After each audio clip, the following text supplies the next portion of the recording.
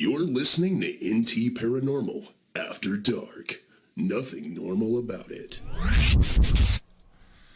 You getting nervous there? No. Because I'm not following the outline procedure I gave you for your podcast? Yes. Is that what's making you so antsy? Yes. Well, welcome to the show, guys. Why would you list rules if you won't follow them, Brad? The rules are made to be broken.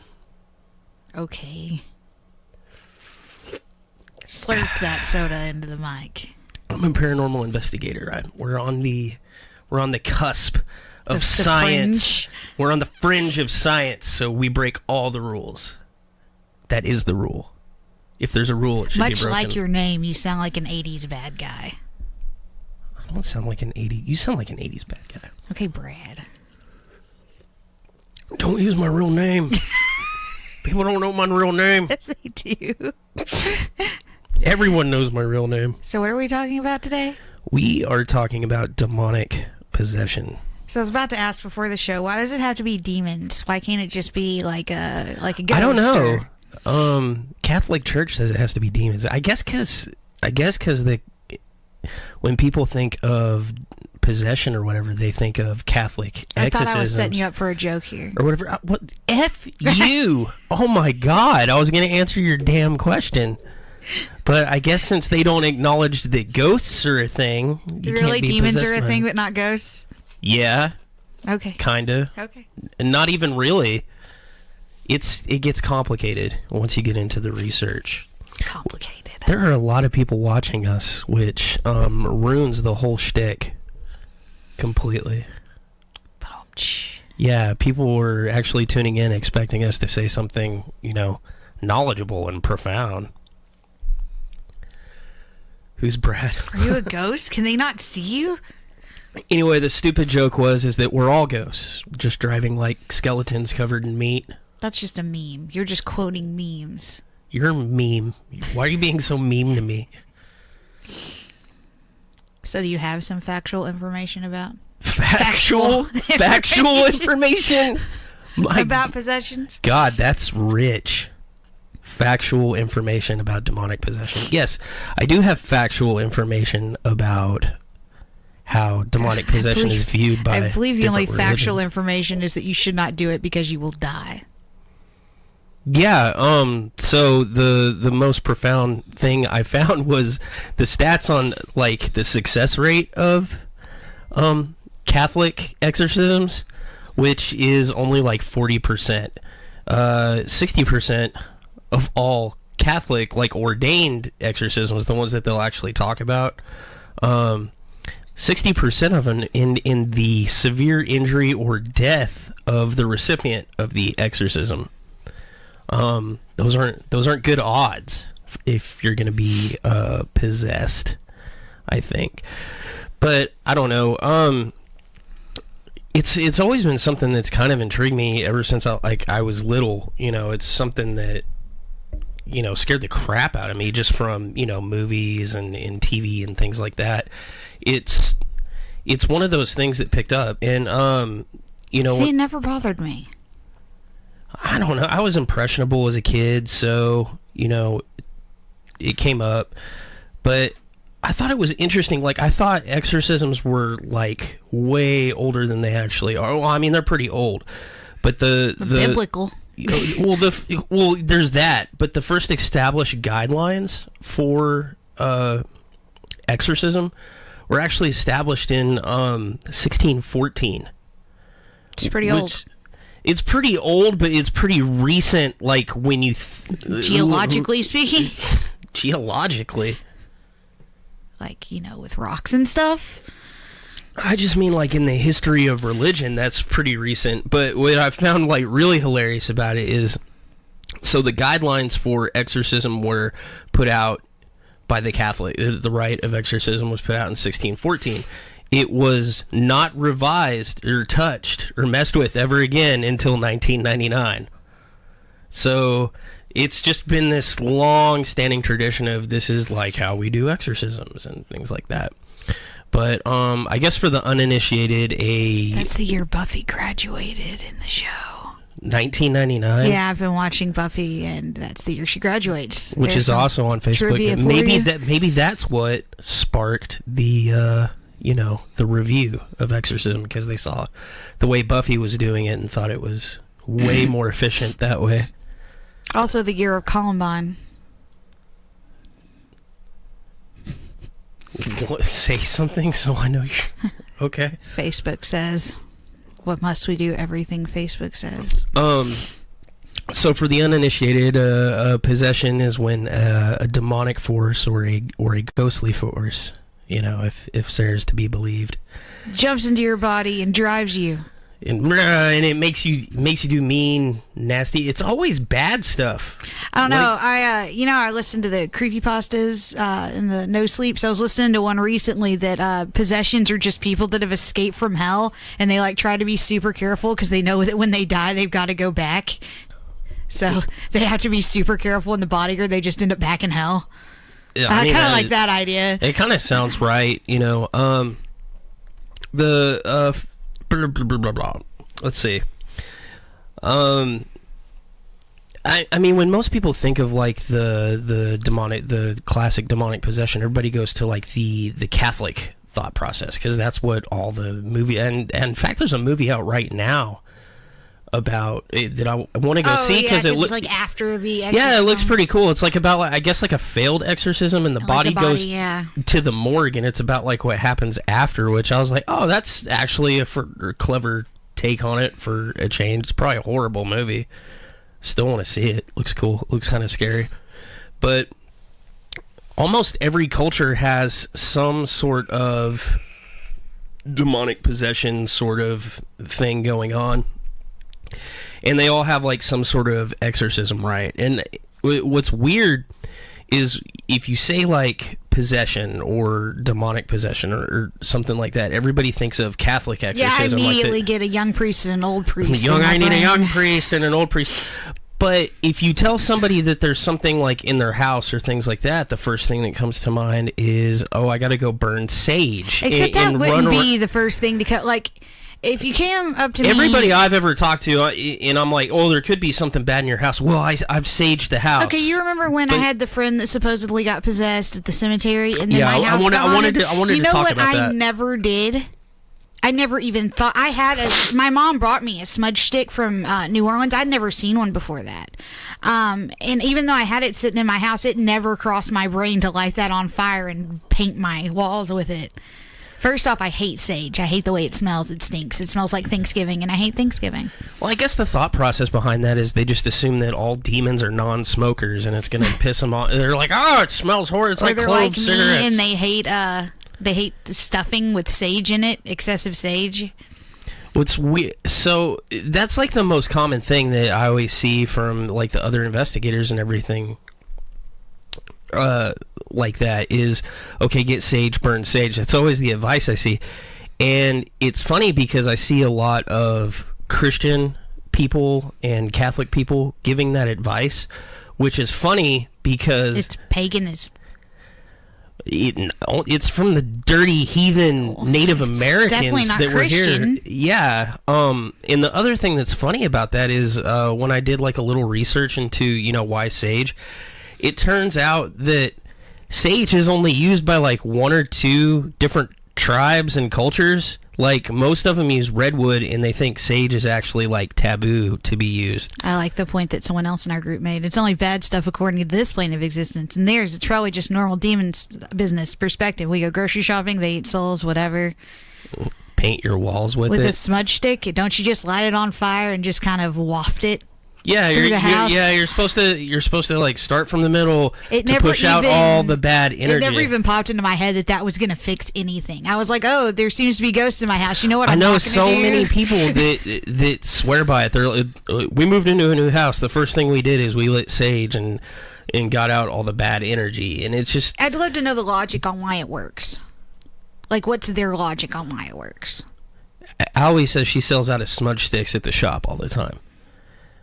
I have the same smudge stick I got when my mom went to New Orleans when I was 20. That's a 13-year-old smudge stick I've never used. I've never used one myself. I don't know what burning I don't believe in sage it. smells like at all. It smells like Thanksgiving. I would assume it smells like sage. I don't know. It's definitely a religious thing. It's definitely like a paganist. I say religious, but not Christian. But not Christian, yeah. But it's the most common thing used in the U.S. for like cleansing but in rituals and stuff like that. And Julie belief. said it's a new popular thing. So how is that? Like, is this a new agey thing? Like, is this? It's definitely a bunch new of age, but- millennials running around their house with smudge sticks? I guess so. I mean, Because my mom definitely never whipped out a smudge stick. I thought it was older than that. I always grew up like hearing that, like, oh, burn sage and it'll I had push never out heard all that the bad before, energy. like, we started doing this. The only time I ever actually have seen it in practice is on the show Supernatural, and it never works very well there. And the salt rings work better, but they just blow it away or whatever. I think the salt is a more seems more. The salt at least makes sense. It's supposed to be like a symbol of purity or whatever, but it's. But talking about that not being Christian, the Catholic Church has always been tied up in pagan rituals. I mean, think about the amount of Catholics that practice voodoo. Well, and most of the holidays are all adopted from from paganist holidays or whatever. I mean that all earlier, happened when Constantine. Well, I was talking about earlier. Christmas trees are from like putting like tree limbs in the corners of your house to like chase off spirits. Like that's not a Christian practice at all. So it always amuses me. I figured they just didn't have anything else to put a star on top of, and they were like, "Well, let's just put a tree in, and it smells delicious." I've never had a live tree. I wouldn't know. They're horrible. I'm allergic to them, so we never did that. I'm allergic to everything. I don't know about sage, probably. I just know that I hate it in food.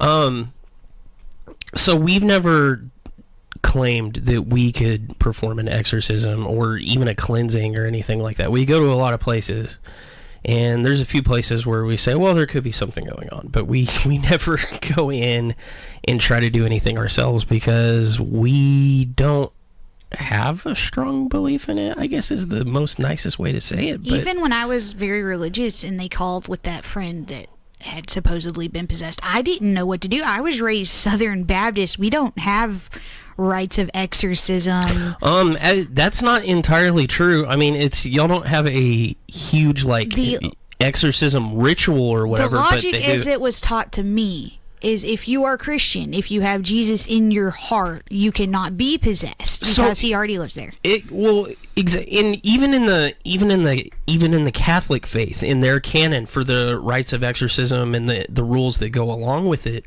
and everything, what I found really interesting was that there's different levels of possession, right?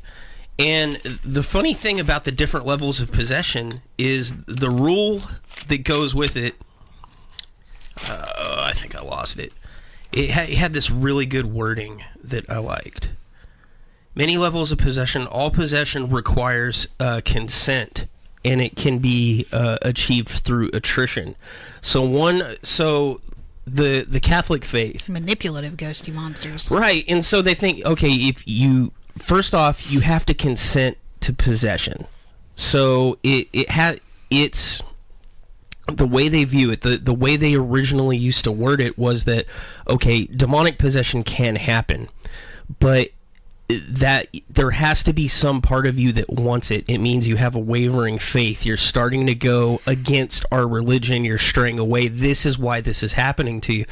And so, like, the most horrible thing, like, if you're reading between the lines and getting This the is reality, your fault. Yeah, they're saying this is your fault for not being a good enough. What was that movie we watched where it's like the 12-step program for the people that have been possessed? Oh, I don't remember. And It they're was trying really to get good. repossessed because it's like apparently an awesome feeling. Yeah, that movie was good. Yeah, I can't remember what that was. It was so funny too. They were just like, "Yeah, I remember my demon had total control. He was awesome." So you have witnessed a demonic possession. No one ever said it was demonic.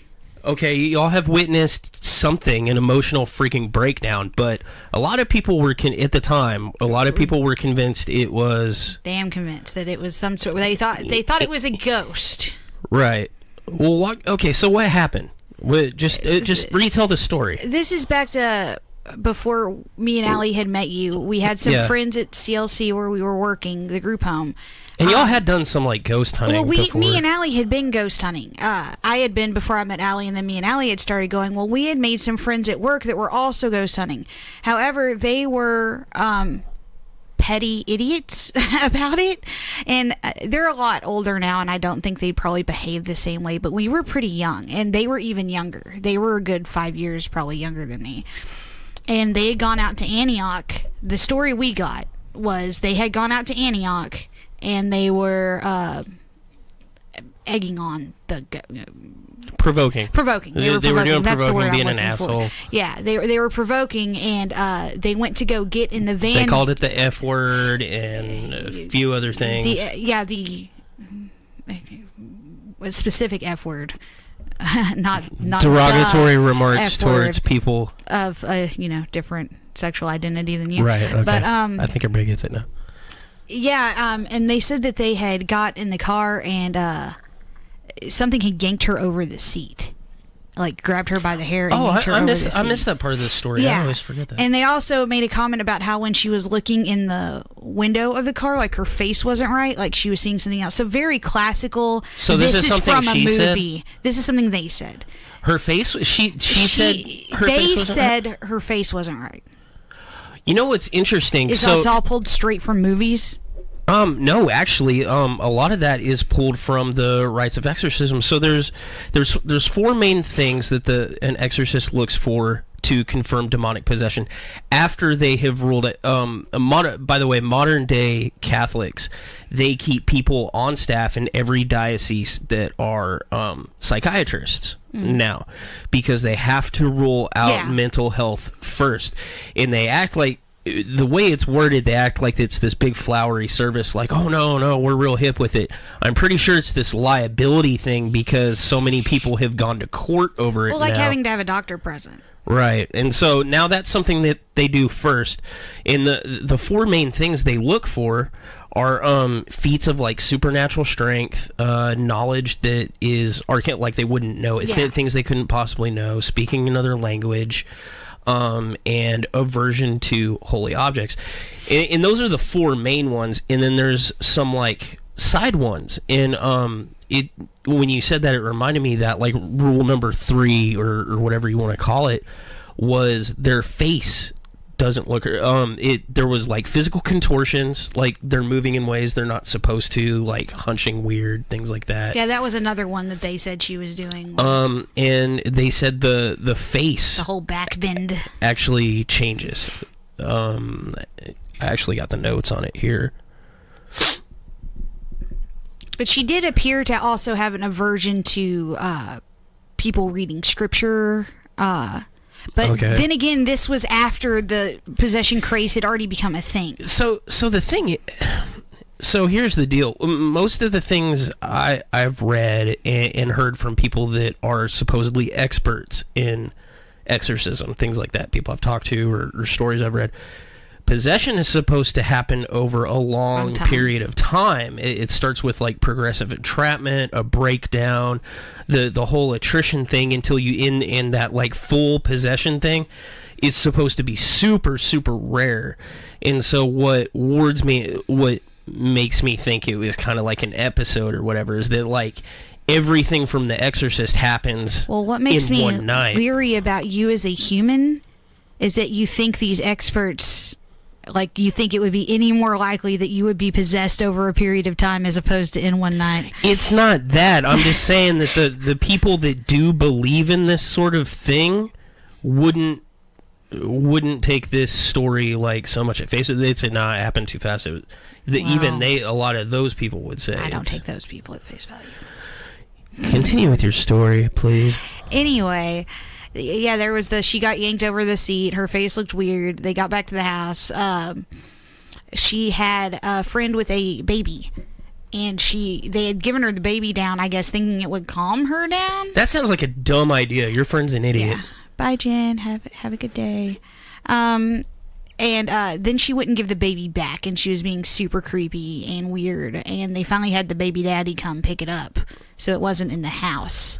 And I don't know exactly when they decided to call me and Allie, or why they decided to call Allie. Or did they do it on one of why. those like quintessential like red phones, and then it went to split screen where they're on one side and you're on the other? There's a literal red phone that at the hospitals that Is actually a thing. Is that how it happened though? No. Were you in the library? You're like, answer the phone, Giles. No. Sarah, something really bad is happening. It was Allie that got the phone call because I was not as good at friends with these people, and they were just like, "Hey, our friend got possessed." I was like, "What? What?" What was that like, getting that phone call in the middle of the night? Well, first off, I'm pretty sure I was like in bed.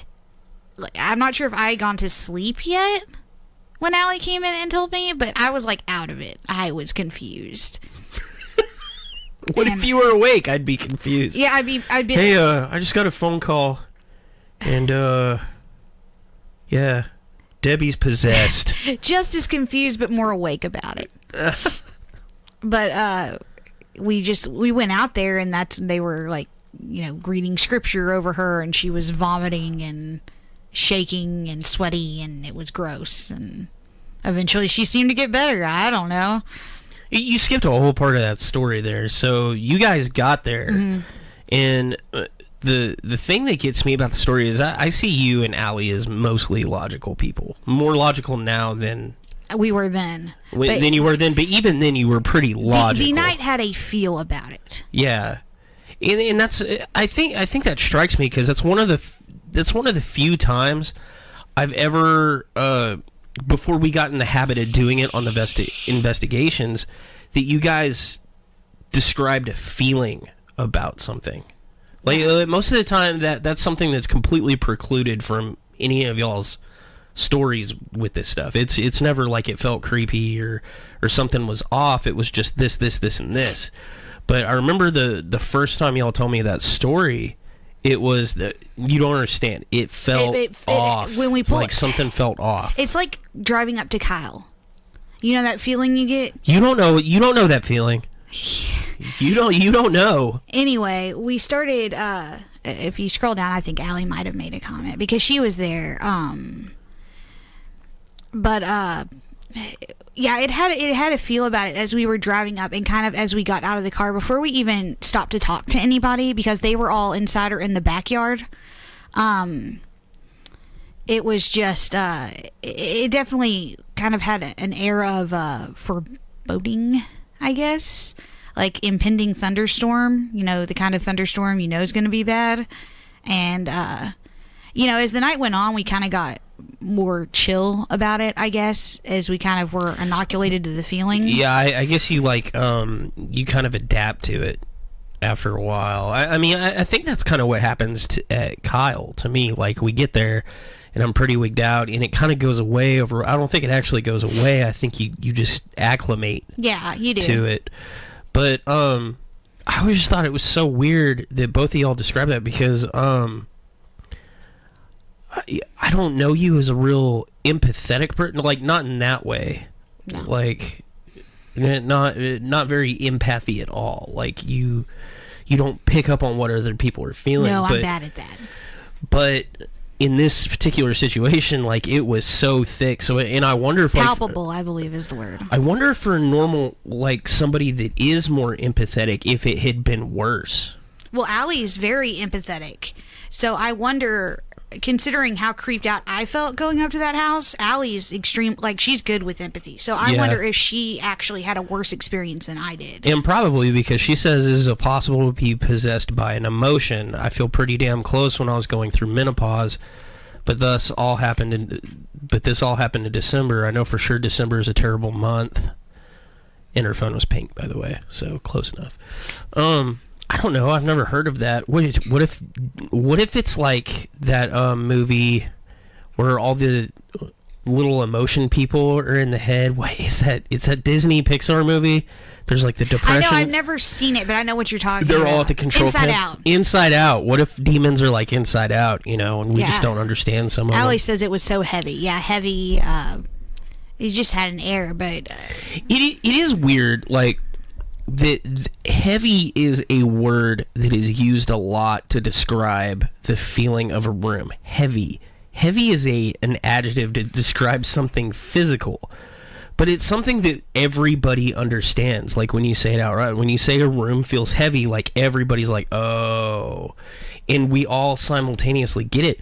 But the word itself, like the definition, like when you think of something heavy, like it doesn't match up to what we're talking about, but we all have like a collective consciousness about it. I find that really intriguing, and it makes me wonder if there's some kind of connection that like we all understand but we can't verbalize. Like that's the closest we can get to it with like language. It happens in other dialects too. People not speaking English or whatever, they'll describe it as there was a heavy feeling in the room.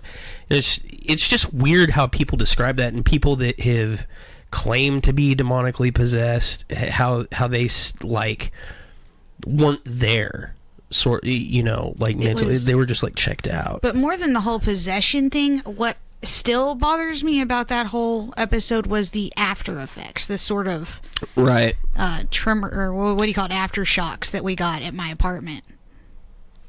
That was oppressive is probably a better word. Heavy, like the room is pressing on it. Yeah, because my apartment definitely took on that feeling. Yeah, afterwards. and that's so. If you would have just told me the first part of the story, and left it at that, I hands down I'd have been like, just emotional episode. Yeah. Emotional episode. Maybe wanted attention, played something up. Maybe not, but definitely not. Supernatural. Possession. Yeah, just kind of all lined up. That's how it ended up. Because she was also going through some other bad stuff in her life. Like at she the had time. had a parent pass away. She was going through a lot of stress. I mean, I know she was working in the same place we were, so I know her finances weren't great. And she was like, I'm still friends with her. She's a great person. Like, and anyone can have that happen to them. Right. Like, I'm not faulting. I've had my own emotional breakdowns that probably appear like possession to the outside observer. It's just the only experience I have to kind of talk about. But the incidences at the apartment after that were the and that's what gives it credit, some kind of credibility to me. Maybe not full, like where I'm like all in. I'm like, oh, that's what this was. But it's so weird how that lines up. And if there's anybody I trust when they say they had an account of something, it's you guys. Like I've known y'all. We like 8 years now. So, I think it's 6 years when you got my kids the 4-wheeler thing. But Julie mentioned environmental exposure. So here's my logic on that. Let's say it was an environmental exposure at the cemetery. We wouldn't have been affected. And therefore the things that happened in the apartment afterwards wouldn't have happened. Right. Or it was something at the house, and let's say they were so affected they made up the story of what happened the night before, or earlier that night. Mm-hmm. Could that have lingered with me and Allie enough to cause these things? And if why did my kids and husband react? Because I very much believe environmental exposures cause a lot of these. I believe in mass hysteria, and so if a couple of people were wigged out and egging each other on during the whole thing, and then it snowballs, and then when you get to the house and you're witnessing all this stuff, that was definitely going on, right? And so you just have this like mass hysteria feeding, and so a portion of that leaves with you and Allie. Like you're gonna emotionally take that home with you and ponder this thing in your head over and over and over. And I'm sure Steven knew what was going on. Yeah, I had also before I had already had a digital recorder for doing paranormal investigations. Right. Before I walked into their house, I had turned it on record and stuck it in my back pocket and not told anybody besides Allie. So I recorded this whole thing. Now my mom. That's legal in Texas. Yeah, you only have to have one party. No. And it can be the person recording. But, my mom made me delete that when she came to cleanse the house after all this mess. Damn it, Janet. Which, after all this stuff going on, it seemed like a good idea. Yeah, that's, I I have a video on my YouTube of Caitlin talking about her room having demons in it.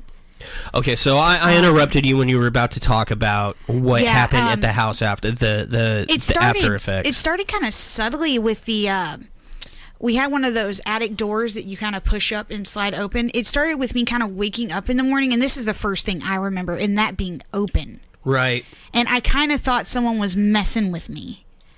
That would scare the living hell out of it. And now, I know your husband, so I would immediately assume it was him. I assumed it was Steven because he did know what was going on. But I noticed it was going on when he wasn't there or when I knew he had slept through the night. And then it was Andrew, and he was about 6 months old at the time, would wake up and just scream bloody murder at his closet. Right. And he ended up sleeping in our room. And then Caitlin couldn't sleep through the night. She said her room had demons in it, and they were going to eat her if she came down off her bed. So, and that's on YouTube. Yeah, there's a video of that on YouTube. And so she started sleeping in my room. I can probably look that up if you know the. We posted it at some point on NTV. And then we had the incident with the crappy DVD case. We had one of those crappy Walmart DVD cases. Yeah. And Allie was sleeping on the couch. Well, there's a very important detail about that crappy DVD. Like, important enough I put it in the book. If you move it, they all fall off. Yeah, it was just somehow it had turned completely around, and I imagine if someone was going to play a trick like that, they would have woken up Allie because all the DVDs would have fallen off. Right, because she was sleeping on the couch in the same room at the time. But it's the stuff with the kids was starting to get very stressful. Also, the door to the balcony. The door to the balcony, the lock was... That one was getting dangerous from what I heard. The lock was very hard to open. Like, I would have to have Steven open it, like if it had rained or something. And I was waking up in the morning to find Caitlin on the balcony. And that was tripping me out real bad. Because I knew she wasn't opening it. Now, did not you ever to say look an up adult... in the attic? Yeah. Y'all did? Yeah. Of course I did, because I assumed there was a hobo living up there and coming down into our house. I have a hard time with those creeper holes. Well, there was a light. Whatever. There was a light switch. You could turn on a light, but also it was the kind of apartments where their attic and our attic would have connected it. Because we were in the upstairs, so if you had gone up through their attic, you could have come into our attic. So for a while, my question was, is someone coming up through the other apartment and coming down through our attic? Yeah, because it's a very real possibility that... crap like that happens. Like, even if they weren't stealing something, maybe somebody like 3 apartments down, by coincidence, was like, man, I just want to mess with you. Like, maybe it was happening to other people all through the complex, well, but that's another no thing one I was did talking was about. I asked around. Okay. That's another thing I did is I asked a couple different people if they had issues. Like, how do you bring that up? I was very blunt about it. Hey, you got any ghosts? I did not give any Fs. Okay.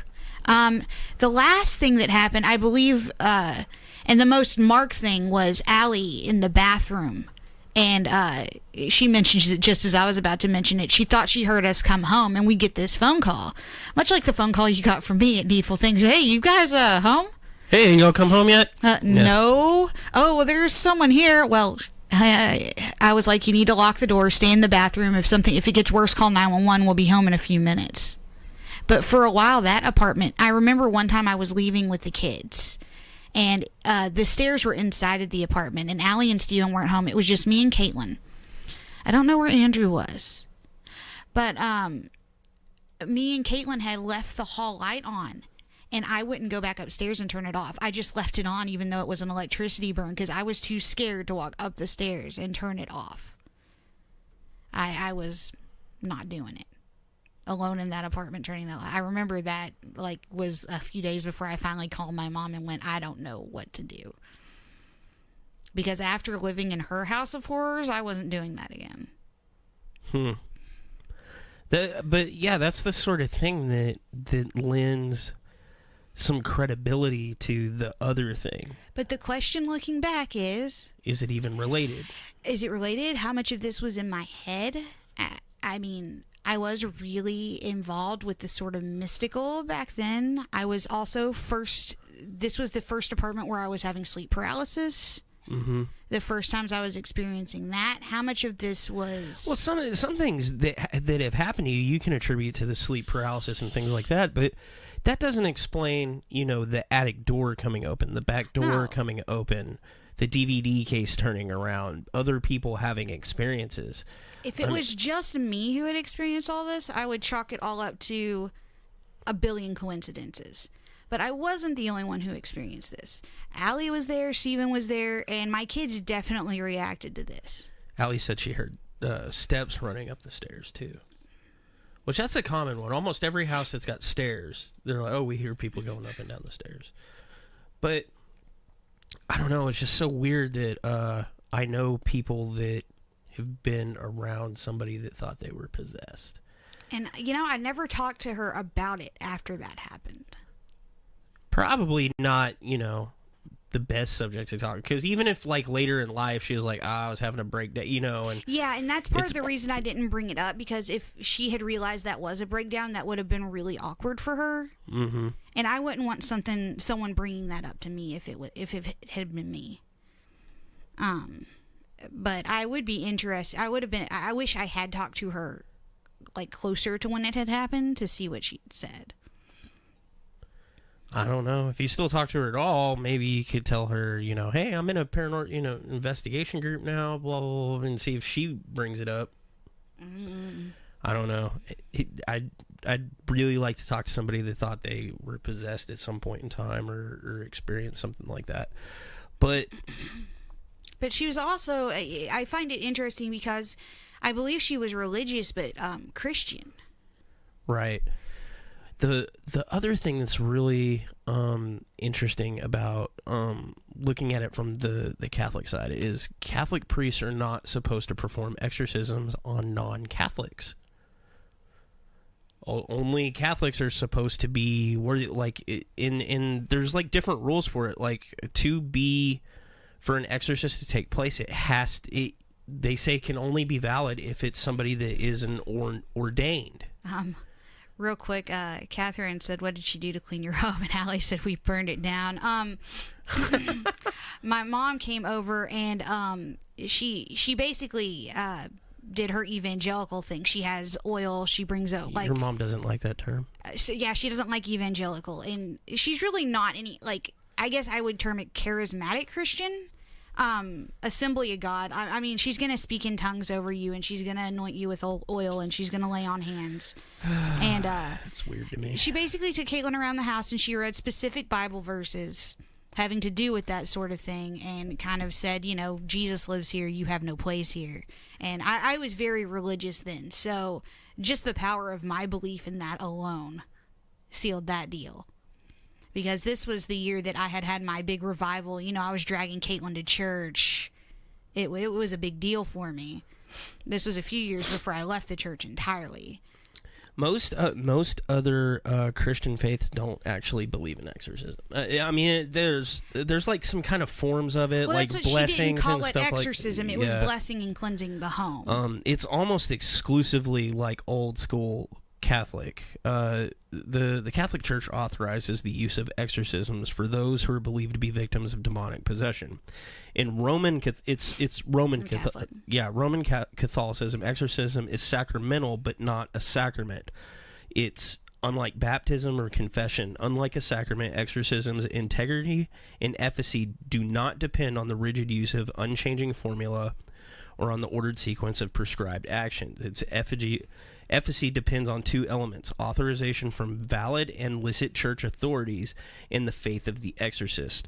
So what that basically means is when the exorcist comes in, everybody gets really twisted on this rites of exorcism book that a lot of them carry around that's used to be in Latin. They can do it in English now after 1999 apparently. But it's not like an instruction book for exorcism. What they do is they go in and they basically just insult the demon until it gets sick of your crap and leaves. But according to Roman Catholicism, if the priest isn't even if it's an ordained priest or whatever, if he isn't given permission to come in and do the exorcism, it's not supposed to work. because the priest doesn't have that power. Like, it has to like filter down through the ranks or whatever. And it's, when it all got into movies and stuff like that, it all became about there's these demons or fallen angels or spirits or nasty things just going around that are trying to harm you, and they get in your body, and then you need religion to get them out. But originally, the original trope for exorcism is it was used as a means of control for the subjugates of that religion. It was never considered really like a serious thing by the clergy, because it was, like I said before, like, you can only get possessed if you consent to it. It was a measure of keeping people in the congregation, so to speak, so that if you were having any kind of like mental illness or ill thoughts or something that confession wasn't alleviating, it was still kind of your fault, and the only way to fix this is through these like exorcism rites sort of thing. And so people with like things that weren't known at that time, like ADHD or autism, schizophrenia, bipolar disorder, depression, like all these things fell under the trope of possession. And so they were using those things as like a tool to like keep their congregation all churches in line. all churches do that with if you have Jesus in your heart, you have no need to be sad, sort of kind of thing that I was raised believing. That kind of keeps you coming back and keeps it your fault. If you're depressed, it's your fault. You're not or for me, being sick, if you're sick, it's God's testing you, or it's your fault because you did something wrong, that whole thing. I don't think that's specific to exorcism in the Catholic Church, is all I'm saying. The Catholic Church revised the rite of exorcism in January 1999 through the traditional rite of exorcism in Latin is allowed as an option. The ritual assumes that the possessed person retain their free will. That's important, actually. Though the demon may hold control over their physical body. It involves prayers, blessings, and invocations with the use of the document of exorcism and certain supplications. So does the person have to want to be unpossessed? Yes. Okay. You cannot... Okay, so the big thing in the movie is The Exorcist, right? So Reagan's possessed, blah, blah, blah. The mom goes to the priest and says, I think I know somebody that needs an exorcism. That doesn't work. Like if you follow the rules the way they're supposed to go, that doesn't work, because the person that is possessed has to seek the exorcism. According to Roman Catholicism, that's the only way that works. So a lot of what people are seeing or people think that they know about exorcism is something that came about in 1955. This rogue group from the church was... I don't know, but this sounds awesome. Okay, so in 1955, the Catholic Church was... They needed a facelift, right? Because people were like, Catholicism sucks. And like, they didn't want to do it anymore. No one was getting demonically possessed anymore. It's they quit doing it for a long time. It sounds like, oh, it's so antiquated. They didn't change any of the rules or any of that because, they were set in their ways or they're stupid. Actually, it had a lot to do with people just weren't claiming to be possessed for 1,000 years, sort of thing. Like, people, they were above it. I mean, the Catholic Church wasn't even acknowledging that hell was a thing. Like, things have got so convoluted now that we think we know things, but if you go back and look at the text the way they're written, hell is more of like just this allegory, like a warning or whatever. So like the devil, most Catholic clergy at the time, like if you would talk to them, they would tell you, well, the devil's not really a thing.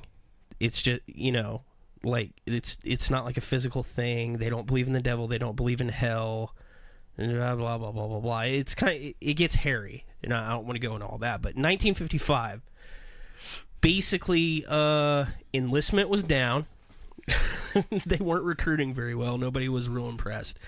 The Catholic Church was undergoing a change to reinvigorate interest in the religion and decided to modernize and rethink their older traditions. So they one of the big things they did is they changed the habit for nuns and like what they could wear. See, because my grandma actually went to a Catholic boarding school growing up. But she's old enough that she would have ended up with the old school nuns. So in 1955, what happened is the church said, "All right, we're going to be hip now. We want more people to join." Catholicism, wow. Dogma. That's exactly what happened. But what ended up happening is this group of Jesuits got pissed, mad. They're like, "No, this is BS. Like, there's demons that need to be fought and horrors and I love Jesuits." He's just and so there's this big one called probably the most important one at the time is Malachi Martin. So a Catholic cult leader pops up. Yeah, he was a modernized Jesuit, and he studied in archaeology. He left the Jesuits in the 60s because he didn't agree with the way it was being run at the time. So basically, he didn't like standard Roman Catholicism. He went off. He made like his own like little group of Jesuits. And keep in mind, this guy's like somebody trained in science too, right? And then he didn't like the way that was going. So he's like, "Fuck you guys, I'm starting my own super squad of exorcists," right? And so Malachi Martin, he helped found and this is how it's worded too, I love this. Underground. Malachi Martin helped found an underground group of exorcists to operate without guidance of the church because the majority of the Vatican did not believe in the devil or exorcism.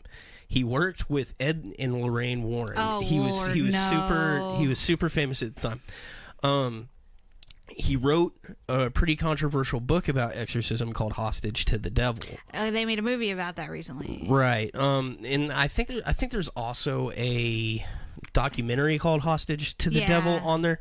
And it's actually a really good documentary because it's not a puff piece about Malachi Martin. Aren't Ed and Lorraine Warren lunatics? Well, what's funny is so Malachi Martin is painted in history as this like, oh, he was this priest. Like, he was this Jesuit priest. He was a doer of good. He was an exorcism. He did all these things or whatever. And, like, the third person they interview in that documentary is, like, his former friend who apparently he had boned his wife. Oh, my God. He's like, "Yeah, well, he wasn't a bad guy, but, you know, he diddled my wife, and I don't like that." So the guy wasn't without scruples.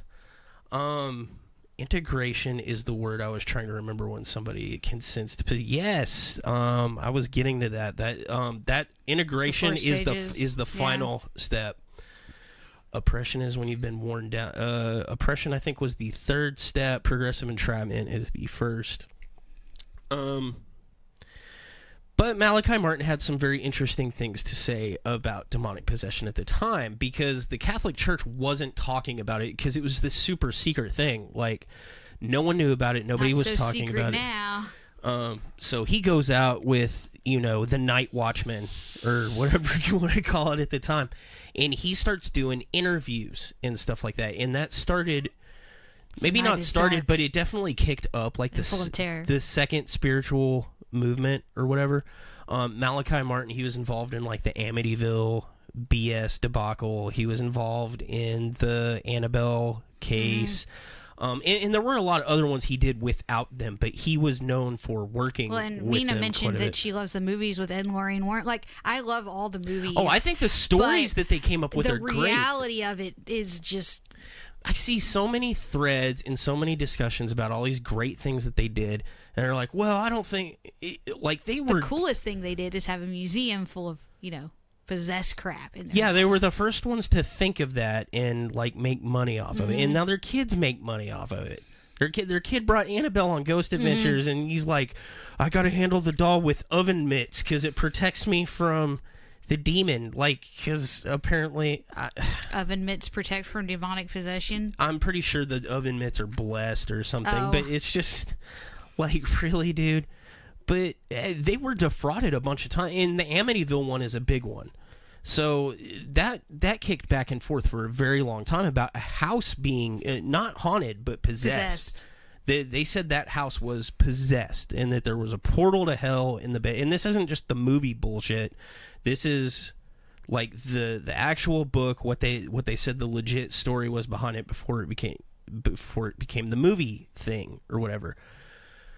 But even then, years later, the Lutzes came in. They're like, yeah, our lawyer wrote that. Like, it was the Warrens and this lawyer that was involved wrote the book, like, without their permission. Like, it started as this, like, scam to make money, to sell their story. And they said, you know, this is a BS story. None of this crap happened. So Ed and Lorraine are shit. Now your life is ruined. They're really good storytellers, but I mean, they hadn't defrauded every single one of their cases, but there's like 2 or 3 like really high profile ones that were. I also think a lot of their stuff has gotten a lot bigger in the telling, and because they started making money off of it, I think a lot of it probably changed in process, and what might have started as intended good might have ended up in a very bad place. Who knows? Maybe their first like 2 legitimate investigations were legitimate or whatever, but after it becomes this popular thing, and they're all of a sudden they're doing book tours, and if someone started throwing money at us, I'd start lying real quick. Absolutely. So if you guys want to start paying for it, we'll tell you anything is on it. I'm sure it's all haunted. Didn't even let them in. I think it was the Conjuring 2 movie. I'm not sure. I've seen the Conjuring 2, but it's been a while. I don't remember that particular case. Yeah, I don't remember that. Oh, no. Conjuring 2 is about the infield haunting. And they definitely worked the infield haunting. And they also had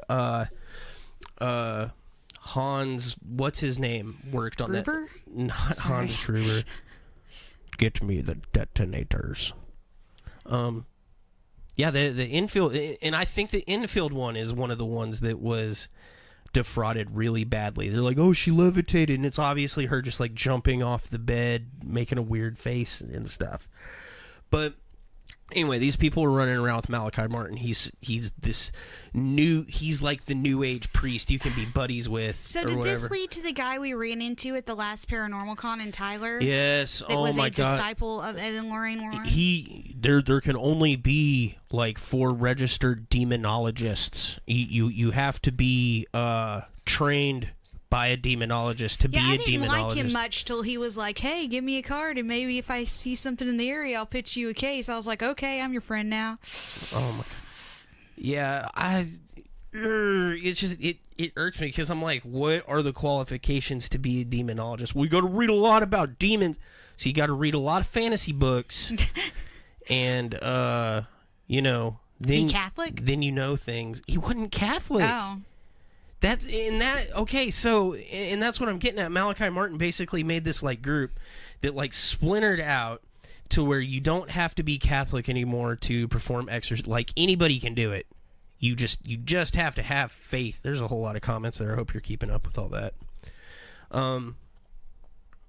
But Malachi Martin, when he was answering all these questions about legitimate demonic possession and things like that, there were a lot of things that came out that the Catholic Church didn't want people to know. One of the main things was he said there's no common denominator for people that are possessed, whereas the church was alluding to the fact that if you're not living a certain way, you can get demonically possessed. If you dabbling in witchcraft, this, that, and the other.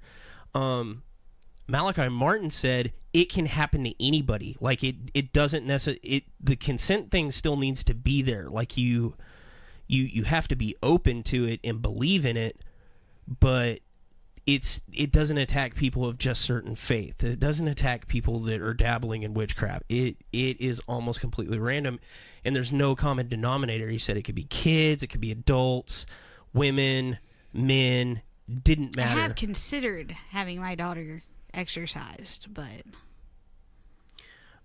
the other thing that was claimed in 1950, between 1955 and 1970, the rise in child possession over that period of time went up by 15%, which is pretty huge.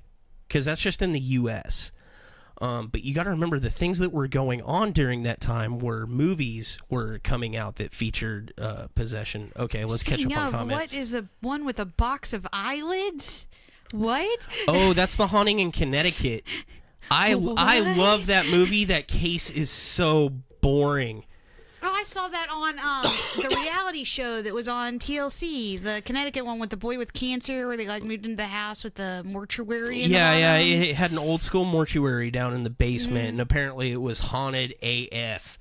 And like the kid that was dying decided he wanted to make his bedroom in the room where they used to do the embalming. And it still had like the old embalming table in there. That's kick-ass. I just think he was like pre-goth. Like he was totally. He's like, I'm dying anyway, and you know. And there were some cool stories that came. I love that movie because it like talks about necromancy and the photos that they used to take. Ghost photos? No. The death photos. Yeah. The post life where they prop you up and they like paint your eyes open and that shit. Like that's awesome to me. They worked part of that case, and then I think they said there was nothing going. I can't remember the exact details, so, but I do know which infield. I hate reading. I stick to the movies. Do y'all do ghost hunt? Yeah, we. That's what started all this. Man, somebody's coming to the table late. What about girl? Oh yeah, the poltergeist stuff. 13-year-old girls. What are you talking about? Oh, okay. Linked to the little girl's puberty. Yeah, there's a lot of paranormal activity that even we link to. Jen says she came back to the show, my boss, trying to convince him to have Steve investigated, but he doesn't believe in Steve like Andy and I. Oh, the ghost at her work. Yeah, at the fish store. Well, if he doesn't believe in it, then what's the harm? Is that who's letting the birds loose? Because I was watching a video of y'all trying to catch birds that had and gotten loose there's a valve that like it's real hard to turn apparently, and it comes on its own, and it'll flood out the store. They've had some pretty cool stories about it. Is that because people are more educated, or because kids are buttholes and acting possessed? Both. Can it be a little of column A and a little of column B? And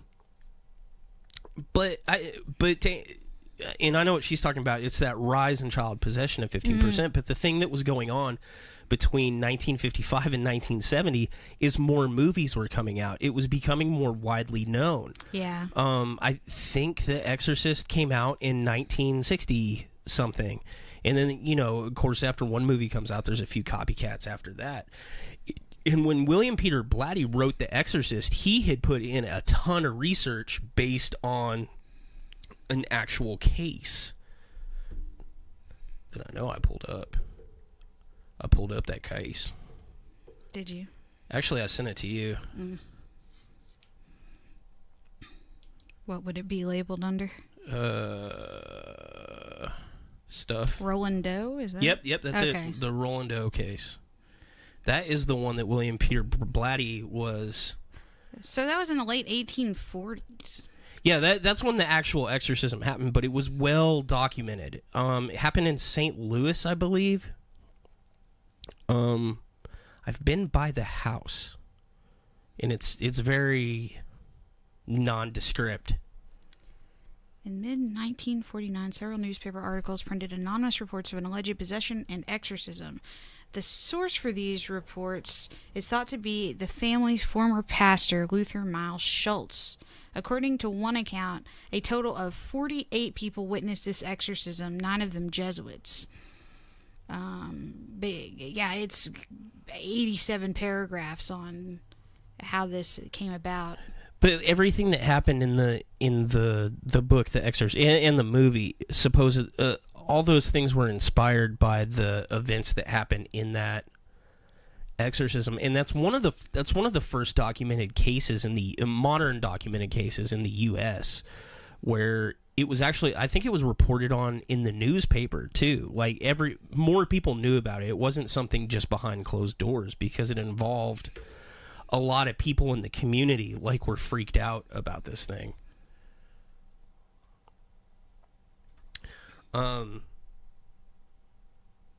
The other thing that Malachi Martin, the book came out in the early 70s or whatever, but the actual case apparently was 40s. Right.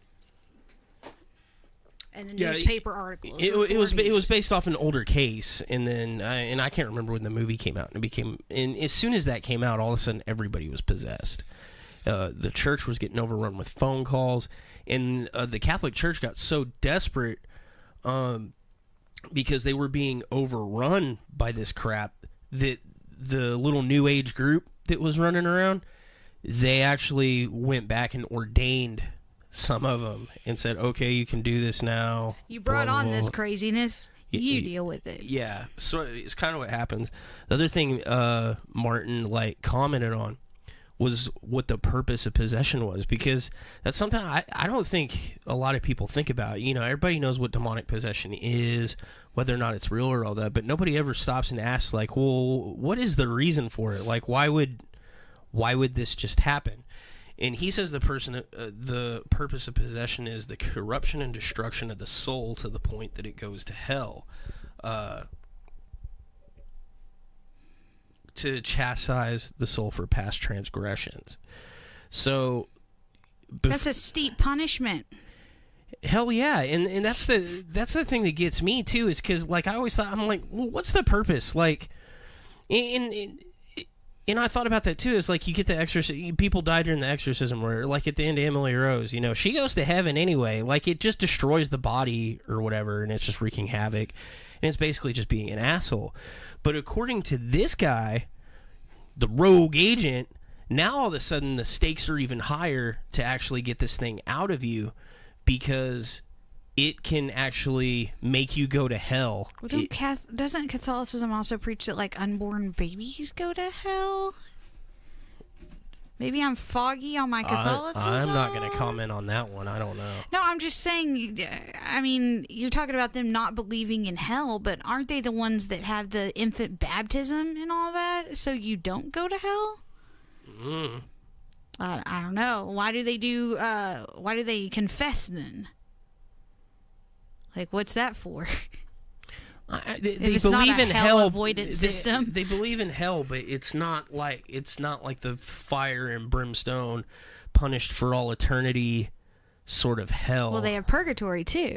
Yeah, it's the original writings of hell, where hell is the absence of God. Yeah, and that's supposed to be punishment enough. And somewhere over time, it became this place where you're tortured.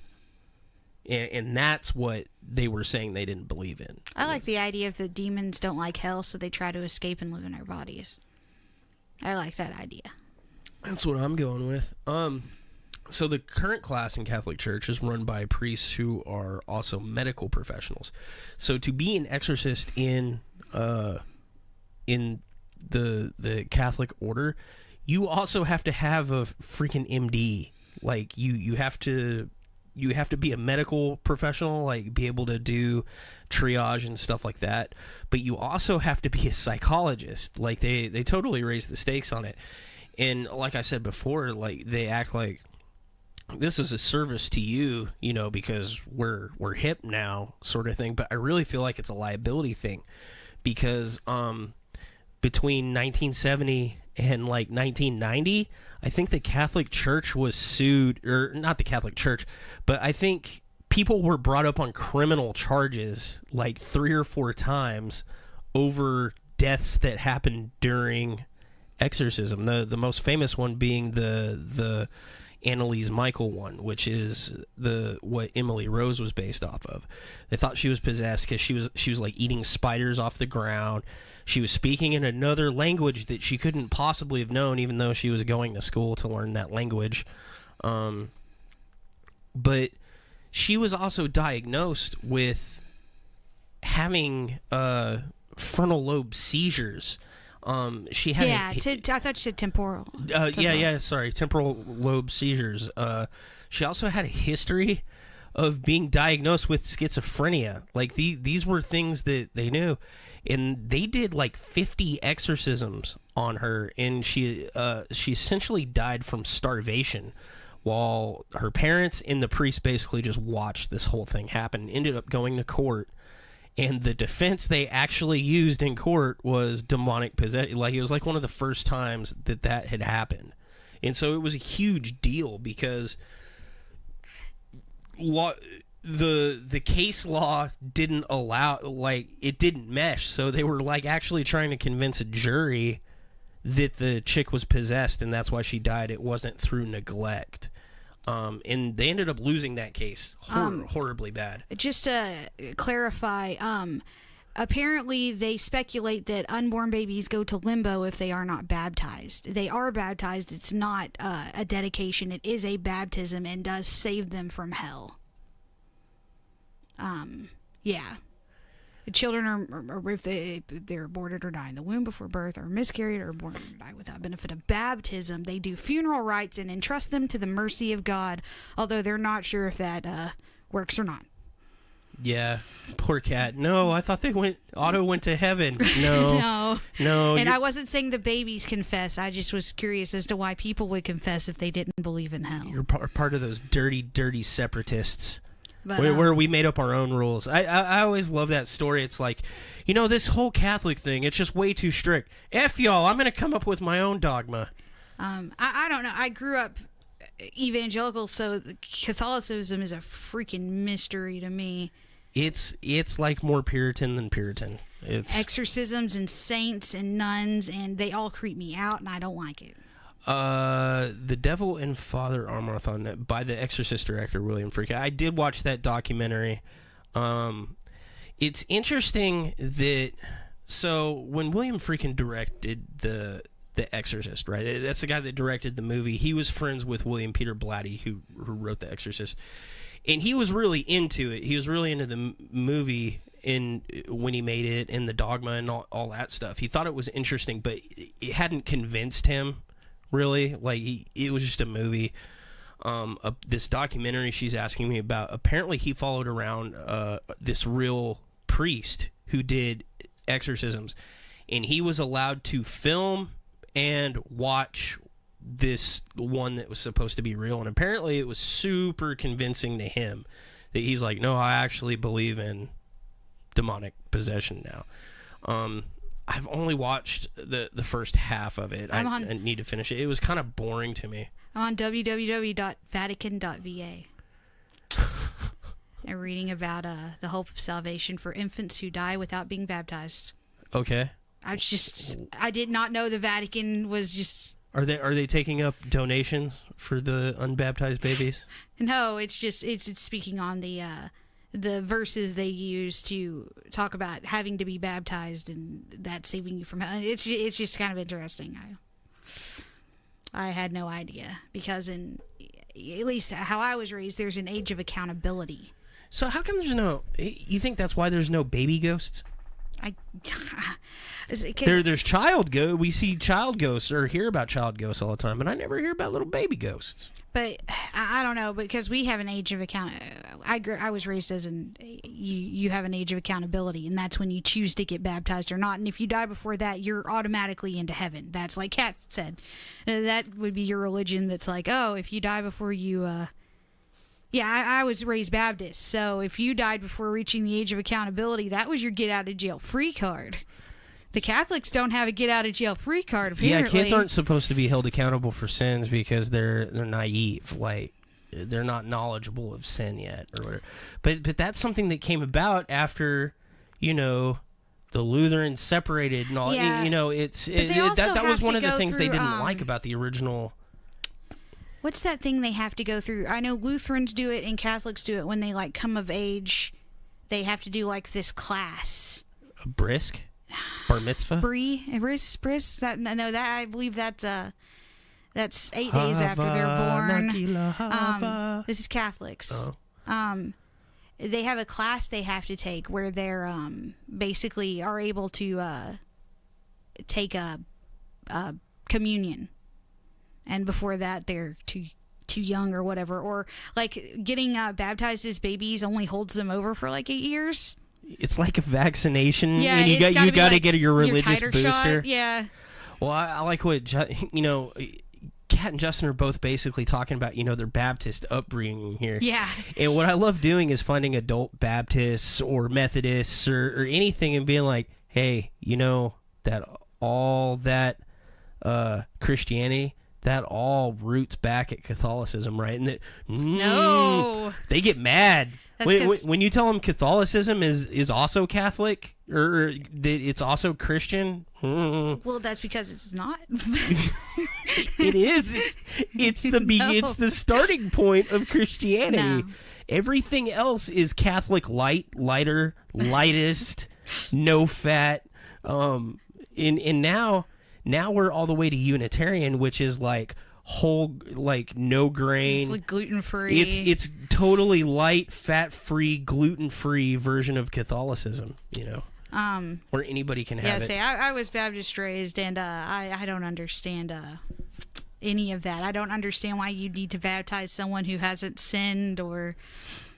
Have y'all ran across anything in investigations that make you wonder if it's demonic? No. If not, what's the closest you've found to demonic activity? Also, no. Okay, so that's my problem with the term demonic, because I think I don't believe in demons as in like fallen angels, like causing chaos, like monsters. But like or at least like I've said, all the things we've run into that seem to be intelligent on these investigations doesn't seem human. So if you rule everything paranormal that's not human as demonic, then yes. Then on a couple of investigations we've run into demonic. I don't believe I wouldn't call it demonic. Yeah, I don't believe in demons. Now, it's a language argument, I guess. Yeah. So I really feel like everything that's labeled as demonic or whatever is really a misrepresentation of people not understanding a non-human intelligence. I think there's non-human intelligence out there that communicates with us, or it at least communicates in a non-human way. I can't even verbalize what it is I think, but it's the word demonic and alien are interchangeable it was never in my human. head. Yeah, it's just it was never human. I don't believe in any ghosts that were ever human. Yeah, I don't think people go around and wander around after they die. I haven't seen any real evidence of that where it doesn't seem like it's a total random occurrence sort of thing. Like I've seen like human ghosts, but they're not like intelligent. You're a jerk. I have. I saw something in that warehouse. I have not. Like I remember seeing it, and I don't know. But the closest thing, and it always goes back to Kyle, I guess, because we all saw the monster creature thing. What about the thing you saw at Great House or after Great House or whatever that story was? The story was it was me. At the time, I was hanging out with Jeremy, Aaron, and my friend Cassie. And we had gone over that bridge, the one we got the picture on. And I believe Cassie and Aaron were making out in the back seat. And they kind of popped up and went, "What was that?" When we went over that bridge. They were freaking out. They were like, "What was that noise? There's something going on." We were like, "No, there's nothing going on. Calm down." And we pulled up to the cemetery and we kind of looked around, and we had turned in to leave. So we were turning the car around, right? And as I turned it around and started to go, there was like a face in the side mirror. And face in the side mirror? You mean like from the previous story you just told with the... Oh, no, she saw her own face in the reflection. No, like someone else's face in the side mirror. Oh, yeah, but isn't that face like the one y'all saw at Cotter that Allie saw? White. Yeah. I wonder if it's the same thing, just following you two around. Maypearl's pretty far away from Rio Vista. Following you guys around. Hangs out Allie at your house. Wasn't there then. Maybe lived in your attic at the apartment. Followed us out to Kyle. It's actually the goat man. I don't know. Well, what do you think that was, looking back on it? Just hysteria? Hysteria. Then how come you're always still scared to go out there? Just because it's hysteria doesn't mean it's not still creepy. I'm pretty sure my mom's house is all EMF, so it doesn't mean it doesn't scare me. And then you guys have a history of seeing like white angry faces. Because you saw a white face at that house too, didn't you? No. Yeah, down in the window. It was not a white face. It was just a normal person face.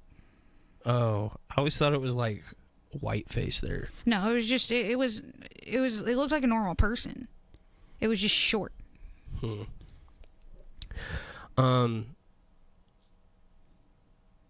Closest y'all have found to demonic activity. So really, Kyle, really, but the thing is like we haven't really other than that's like the only visual representation we've got of something as a group, and it didn't look human. Confirmation class. Sorry, that's you get confirmed to be Catholic. That's when you're getting older. You take a class, a confirmation class. Sorry, Allie had mentioned something about it.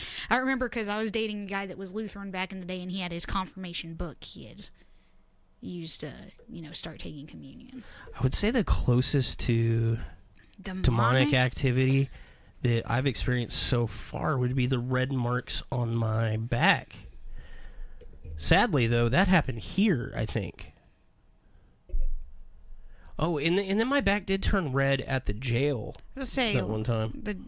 What red marks on your back are you talking about? When I got the doll, like the next day, those marks showed up on my back. You scratched your own back, you goofball. I can't. No, we determined I can't do that. There's no part of your back you can't touch. I'm fat. There's plenty of parts of my body I can't touch or see. Believe me, I miss them. But yeah, I guess we have to, because demonic is just a kind of rogue term there. Yeah. Oh, well, I mean, but I think that's important too to define what we think is demonic. And I don't think there is anything demonic. I think there's things that are non-human, and I don't necessarily. And even the stuff that does like bad, negative things, I don't necessarily think they're bad or negative. I think we don't comprehend what they're doing. Well, I mean, if you're dealing with something that's alien, not human, how can you comprehend its motive? Maybe okay. So if you're holding a sweet little kitty cat, right, and it scratches you, it's not necessarily evil. No, it doesn't understand. Sometimes it's love, like they're sitting there needing you, but it hurts. Or sometimes it wants you to leave it alone. Regardless, stop picking apart my analogy. You suck balls. No. But you get what I'm saying? Like, yes, you can't comprehend their motives or why they do things. Right. 3 scratch marks. Oh my God, Kat, I'm gonna ban you from the show if you keep up. What are you reading? What's going on? Comments? Oh, they're right there. You scroll a lot slower than I do.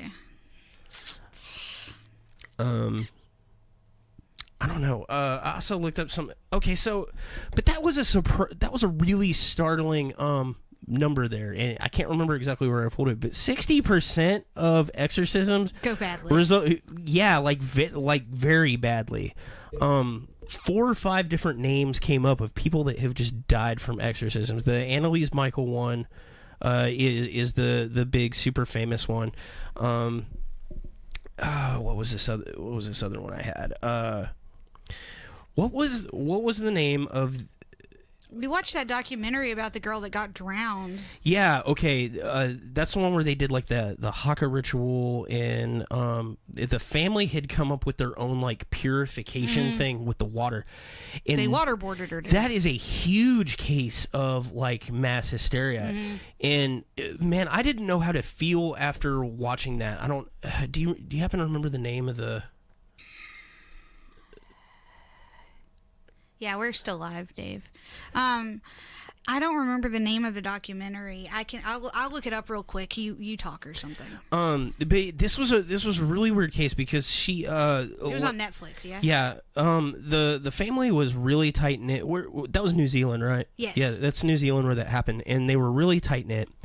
And she had gone through a really bad relationship or whatever, and I suspect she was really just struggling with depression and had some like kind of mental breakdown or whatever. Yeah, she had a psychotic break is what happened. And just like over the course of this thing, their family was like, okay, you're possessed, and they took the thing like into their own hands, and just over the course of time they had called in like an exorcist. It's Belief, the Possession of Janet Moses. Janet Moses, yeah, that one was a really profound one for me to watch, and I recommend that to anybody. And it's still on Netflix. Yeah, that tripped me out because I can imagine being in the position where because I was raised so religious, I have been in a position to feel like going to church camp is an exercise in mass hysteria. If you've never watched Jesus Camp, watch it. I went to a church camp like this. Halfway through it, you were having a religious experience. Right. So I know what it's like to be in the thralls of that sort of mass hysteria. It's weird because people see things like, so I feel like a lot of people would watch that particular documentary, the Janet Moses one, and say like, how could these people do that? And like, I don't think they understand what it's like to be in that moment, because there was a few times I was watching it and I caught myself wondering, I'm like, well, maybe she really had something going on, and that's why they were so scared, because they had that, and they described it, there was a heavy, palpable feeling in the room, and their whole family was there. They were and she would get better sometimes and go out and have a cigarette or whatever. It's when they start also waterboarding the children who are like, maybe we should see a doctor. Yeah, there was an original exorcist that came out and was like kind of doing some stuff or whatever. And he had come back and been like, hey guys, you need to tone this down. Well, he had a heart attack. Oh, okay. Remember, he went to the he's like, I don't want to leave, but I have to have heart surgery. Like it was so he recommended them go to this other like priest or whatever you call it for what they were doing. It was like this kind of melted sort of half Catholic, half New Zealand. Yeah, it was partially their native religion. Yeah, and they didn't want to go to the new guy or whatever, so they start doing this thing where they're just pouring glasses of water over, and then when that's not working, they're doing like buckets of water over, and then they're waterboarding her, and then they're putting her in the shower, and she's just vomiting and throwing up, and she's obviously like really freaking physically sick. Yeah. A lot of the symptoms were she had got water in her lungs and was reacting to that. And so they were just having a hard time dealing with that. And then like the ex-husband that she was having problems with came over, and like everything was so dramatic. Like he joined in on it, and it was just in like the floor was like so soaked that it was like breaking, and anybody in that family that spoke up and said, hey, because when they like this 16-year-old girl who had said first, hey, we're killing her, we need to stop, and they're like, okay, you in the shower, and face in the water, and then they start waterboarding her, and then all the other kids that's where they lose my sympathy. Well, the kids, I think, were in survival mode because they saw what happened to the oldest one. Yeah, so they were like, "Oh, let's do it! Like we're in on this because we don't want to die." And they're like, "Oh, I saw Annie Proctor," and it's dancing in woods naked with the devil. Yeah, and so it becomes this big, huge thing, and like right about the time that the priest finds a way to come back, they fucking you call that what? Dry drowning. Dry drowning. They waterboarded her to death. I believe she was actually wet drowned. Dry drowning is when the swelling caused from fluid in your lungs closes off your bronchial tubes. And the worst thing is after it happens, they're just like, oops. And then like the police like interview the whole family, and they're like, yeah, I guess we can't put all of you in jail. Bad. It's horrible, but you see like how this whole thing like progressed. That was a big one that they weren't malicious is the thing. Yeah, that's what gets me. They're yeah, they kill this person out of love. They were ignorant.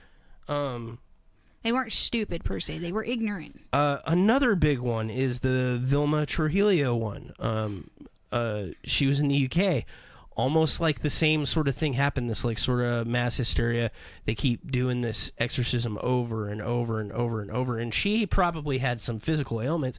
She died of being burned to death because they were doing some kind of weird ritual where they were burning her over and over and over to try to scare the demon out of her. And that's one of the problems with the way the original outline is there's not a specific set of things you're supposed to do. I'm trying to remember the denomination this church was, but there was a church that had a kid in it that was acting up.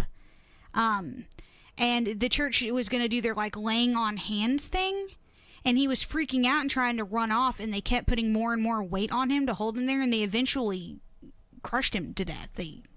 They suffocated him. And that was another incident of like mass hysteria. Like they thought he might be possessed or something was wrong with him, and they ended up crushing him. The Coram case that Amelia is talking about, not paranormal related for the family, but look it up if you. I know what he's talking about. It happened in the Czech Republic, but they were basically just waterboarding kids to death. We need to look it up after. Why? Hard to explain. We can talk about it later. Just seems like a big why. Yeah. But I don't know. There hasn't been even with people that believe in demonic possession, there is not a lot of proof out there that it's something that happens with any kind of frequency or regularity or anything like that. That's one of the main things that we always hear, like going out, aren't you afraid, one of y'all might get possessed or whatever. It's like, well, if you really look into it, you can't be, like, unless you're open to it anyway. Yeah, and I find it hard to be afraid of something that I don't think is a thing at all. Like, I can get the creeps going out to ghost hunt because there's still some doubt in my mind that there might be ghosts. But the possession thing, there is no doubt in my mind that that's not a thing. So it doesn't scare me. I find it hard in the face of like modern like knowledge. Like we live in the internet age. People know about mental and physical disorders. Like it's not the first thing you think of. Like there has to be a lot going on before I would even be like, well, maybe there's something spirit going. Like physical ailments. No, I just don't think it's a thing. And this is coming from somebody that's a paranormal investigator. It's just not something that really like clicks with me. I don't know, but I would be interested.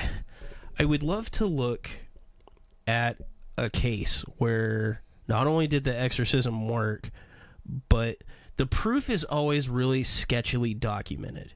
Is the things they have to do is like levitate and able to there's, if you look hard enough, and I found them when we were originally planning on doing this as a debate, there's videos out there of real exorcisms and things like that, but there's nothing that's happening that's in them that I can't absolutely 100% paranormal. It's it's like, oh, she was really strong. Well, you really kind of look like that. Strength. Well, that and the people that are getting like thrown around the room look like extras in a Chuck Norris movie. She's like, and they're like, and I'm like, oh, okay, no. Speaking a language that they couldn't understand. Well, they're also speaking a language you don't understand. Yeah. So that whole speaking in tongues thing doesn't really get me. How could they possibly know this thing? I don't know. They talk to the other priest. The young one, the one that doesn't know any better. If I saw some proof of the things that they're talking about, I would genuinely reconsider and be like, okay, maybe there's something to it. But every time they're like, well, these things happen. Okay, where's the documentation of this? Like, I understand that we're only now in the age of technology where we can do this sort of thing, but you have to be documenting something to cover your ass, right? Like, so where is it? It's not out there. It doesn't exist. And until it does, I don't know. Like, I know somebody that knows somebody that thinks that they were possessed, and they're on the fence about it. Like, I'm only 2 steps removed from the triangle, and I'm like, something weird. I mean, there's some things that if that's really what's going on, it's eyebrow raising, but there's nothing that I've seen that's really proof of demonic activity or anything like that. I haven't met a medium that's really convinced me that they're a medium. Oh, I guess that would answer the question of, does it have to? Would that be considered possession? If you're like inviting a spirit in to talk through you, is a medium? But I don't believe in that either. So. Well, I haven't met anybody that's convincing enough at that I would say it's a thing. Like I'm being disillusioned just like one thing at a time. I mean, not that I had lent a lot of belief to it to begin with. Anyway, you know, I'm strictly a science person, but I don't know. I at least had like a little bit of wonder before or whatever, but now I don't. There's just certain aspects of this field that Make life a lot more boring. yeah, it's just I'm like, oh, okay, yeah, so and so's just hyperactive, whatever. All right, so I saw a few questions in there. Channeling, yeah. I saw a few questions in there that I'll answer in the comments after we're done streaming, like about the camera and all that stuff. I just wanted to stay on topic. So if you're worried that you might be possessed, these are the things you need to look out for. Doing a back bend, walking around on your hands and legs. Do you have super strength? Can you speak a language that you can't speak? Do you have a fear of holy relics? And do you have hidden knowledge? You also might be a vampire if these things are true. That is true. That is absolutely true. F, marry, kill. What? I don't know. What? Possessed people? I'm trying to think of people that were possessed. No, I don't know. I don't think we'll do it this episode. Yeah, because the first thing that comes to mind is Reagan, who's 12 years old when that's happening. Gross. Yeah, Caitlin wants to watch that movie, and I'm still like, that one scene is... Nah, God. let her do it. It was filmed in the 70s. How I know, bad but could it be? it's just so gross. It's just... I finally... Like, I was grown when I finally watched that unedited, and I was like, this is a little much. It's a little much. That's why it was shocking. Like, everybody's Because it's like, a kid. a lot of people are like, this isn't scary. It's like, that wasn't necessarily the point. Like, there's not a whole lot of jump scares in that movie. There's just a lot of blasphemy happening. Yeah, I didn't find it scary, but that threw me. That one scene was like, whoa, too much, reel it back. Yeah. I don't know. We'd have to do it with the demon that possessed that one, or I don't know, waterboarders. Waterboarders. The demon of waterboarding, or the demon that fears waterboarding, because that's what they do to cure that. I guess that does fix it in the end, because you're dead. What are you doing? I was looking to see if there's anything I missed. I mean, I've got like the whole history of exorcism here. The first official guidelines for exorcism were established in 1614. They were later revised by the Vatican in 1999 as demand for exorcisms increased. In 1999, the demand for exorcism increased. Yeah, year of Columbine. That's well, I guess Buffy had retired at that point, right? No. Because she was out of high school. She just graduated. There's 4 more years of show after that, Brad. Oh, okay. But she wasn't killing anything that was at the school anymore, so No, she still was. they needed a young priest and an old priest. In the 15th century, Catholic exorcists were both priestly and lay, since every Christian was considered as having the power to command demons and drive them out in the name of Christ. Into a group of pigs that will The then exorcists run into used the the ocean. Benedictine formula, Virgo Retro Seanta. Step Back Satan was the name of that, by the way. It sounds like a nice song. It was the number one hit of 1614. Step Back Satan. By the late 1960s, Roman Catholic exorcisms were seldom performed in the United States, but by the mid-70s, popular film and literature revived interest in the ritual. I like how they're wording that. Revived. Interest in the ritual, with thousands claiming demonic possession. Maverick priests who belonged to the fringes took advantage of the increase in demand and performed exorcisms with little or no official sanction.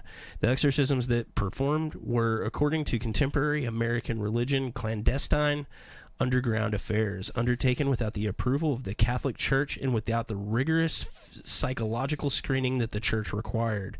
How rigorous could it be? Because they actually still performed some exorcisms. I feel like if it was just a little bit more rigorous, they would be performing 0 exorcisms. Emilio said 1999, that's about when the internet really took off. Makes sense. People get new ideas from internet and think they're possessed, just like more people think they have cancer because of WebMD. Yeah, valid point. In subsequent years, Church took a more aggressive action on the demon expulsion front. The practice of exorcism without the consent from Catholic Church is what prompted the official guidelines from 1614 to be amended. The amendment established the procedure that clergy members and each individual who claims to be impacted by demonic possession must follow.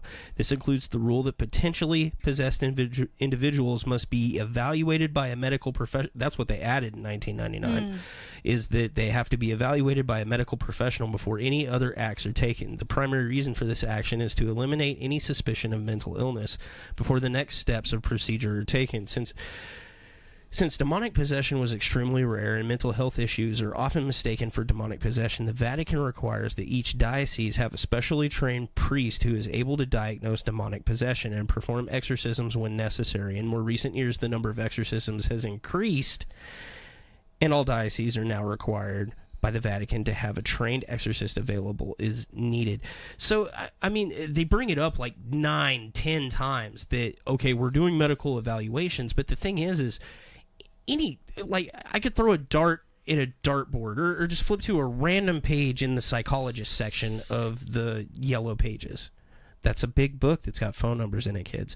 And if I talk to any psychiatrist just at random and said, I think I might be demonically possessed, there is almost zero thing I can do to convince them that. I mean, you could be a total fucking crazy pants, and they're not going to say that. So I feel like the church's while they may have gone to school to be psychologists or psychiatrists, they're still on the side of religion. I feel like they kind of bend it a little bit. Well, I don't really see any cause for, mental anguish. If exorcism didn't have such a high mortality and injury rate, I would say, what is the harm? Right, yeah, and that's the problem I have with it is like it's got this high mortality rate to it. Like if it was, even if it was like 70% of people, where it doesn't work, they're just no worse for wear. Yeah. Then okay, whatever, try it because and we didn't bring it up, but the reason exorcism might work. Placebo effect. Yeah, even if everything was mental illness or physical ailment or something like that, and you send an exorcist in there and they do it, they might actually get some relief from it because of the placebo effect. And then that's a proven thing. You can do it with fake medications, and I guess you could do it with religion. When an exorcism is needed, I feel like this is a pamphlet that they might hand out in Glee. When might you need an exorcism? No. According to the Vatican guidelines issued in 1999, I like that this is so recent now, the person who claims to be possessed must be evaluated by doctors to rule out a mental or physical illness. Most reported cases do not require an exorcism. And they say most reported cases don't require an exorcism, but exorcisms are on the rise, according to the same, it's kind of contradictory. You're like, we're shooting down exorcisms left and right. Well, there's sort of a new wave mysticism thing going on lately, too. Yeah, that's why we get so many calls, I guess. 20th century Catholic officials Paganism has seen a huge rise. Genuine demonic possession is an extremely rare phenomenon that is easily confounded with natural mental disturbances. Despite that fact, every diocese is required to have at least one priest that is an exorcist or is trained to perform an exorcism. As the demand for exorcism has increased, it says it like a sentence later that the demand for exorcism has increased over the past few decades. The number of trained exorcists has also risen. In prior times, exorcists were to keep fairly anonymous, and the performance of exorcism remained a secret. Some exorcists attribute the rise in demand of exorcisms to the rise in drug abuse and violence, which leads to the suggestion that such things might work hand in hand. Now, this is something that Malachi Martin actually was against. He said that the rise in demonic activity was what was attributing to the rise in violence and drug addiction. He was saying there's no common denominator. But the Catholic Church says that using drugs and succumbing to violence opens you up to demonic possession. So if you act bad, bad things happen. Bad things happen. And he says if bad things happen, you will act bad. Both are true. Yeah, many times a person just needs spiritual or medical help, especially if drugs or other addictions are present. Specially trained priest and that wasn't at all cynical. The specially trained priest and medical professionals will be able to work together to address the patient and be able to determine what type of illness the patient is suffering from. After the person has been determined, the appropriate help will be met. In the circumstances of spiritual help, prayers may be offered, or the laying on of hands or counseling session may be prescribed. Okay. Laying on of hands, that's prescribed. Like, I don't think they mean literally. Just take this to CVS. I don't think they mean it literally. I can see the pharmacist is like, all right, come here. The exorcist might not perform an exorcism if he does not know the person. Is that what I just... Shit. Stupid ad. The exorcist might not perform an exorcism if he does not know the person. So you're kind of just up a shit creek. If you're possessed and you're not Catholic, you don't already know the priest. There's a lot of ways you can't get an exorcism, but they're just handing them out left and right according to statistics. And it's got to be one hell of a ride because it's killing everybody. Okay, so I think I should try and get myself an exorcism. That would be an interesting experiment. See if we could make that happen. So there's 14 things that I need to learn a few phrases in Latin that they look out. Loss or... Okay, I'm going to tell you all the things that can denote a demonic possession. For everything, I want you to throw out a medical explanation for why you might be having this thing. And by the end of it, I want you to see if we can link like groups of 5 of them to one thing, or maybe link all of them to one thing or something like that, right? Okay, so the number one thing to look for when trying to assess if somebody's been demonically possessed is loss or lack of appetite. That could be literally 100 different diseases. It could be, okay, we'll skip, we'll just say depression. From stomach virus to cancer. Okay. Cutting, scratching, and biting of skin. Self-harm, hives, allergic reaction, psychosis, drug abuse. A cold feeling in the room. What? A cold feeling in the room.